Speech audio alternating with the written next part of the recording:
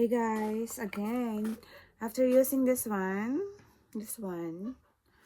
massage, my second part, last part is using the mask from Primera mask, Seed and Sprout Energy. May energy yata. Tingnan natin. So kasi, diba, tingnan mo, natural yan, walang filter yan. Up. Oh. Siya. So, ito yung mga pang mask ni Michang na iwan eh. Gamitin ta muna. Nasa Pilipinas na siya. Para pagbalik niya, wala na siyang mask na uuwian. Ginamit na ng kanyang inahin. Ito made in Korea to eh.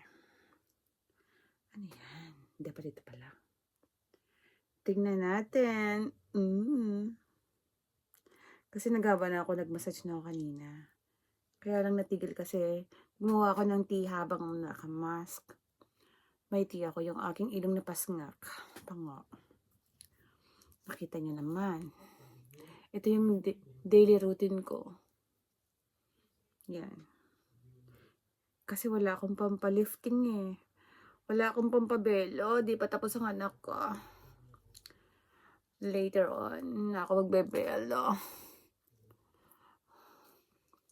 Yan. So, ang ganda niya. So, amoy kambing ito. Ba't amoy kambing to, Michiyo?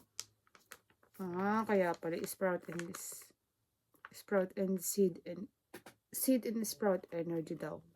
Ano kaya? Energetic na naman ako tomorrow nito. Ang sabi rito, a cotton about mask containing lotus flower and extract and natural Cureplex keeps the skin moisturized as if the skin has been coated with a film or moisture. Maganda pa daw. Tingnan natin. Kaya lang, amoy kambing. Yung amoy niya, amoy kambing. Akala ko lotus, amoy kambing naman. Yung ihi ng kambing yata ito. Di naman. Kaya lang, yung parang pinapastol na kambing. Kaya po yung face ko ganito. So, wala naman po tayong filter. Ito talaga yung natural face ko. Kung ano nakikita nyo sa Facebook. Kaya minsan, napipilit ako mag-filter. Alam nyo na. So, filtered here. Filter here. Yan.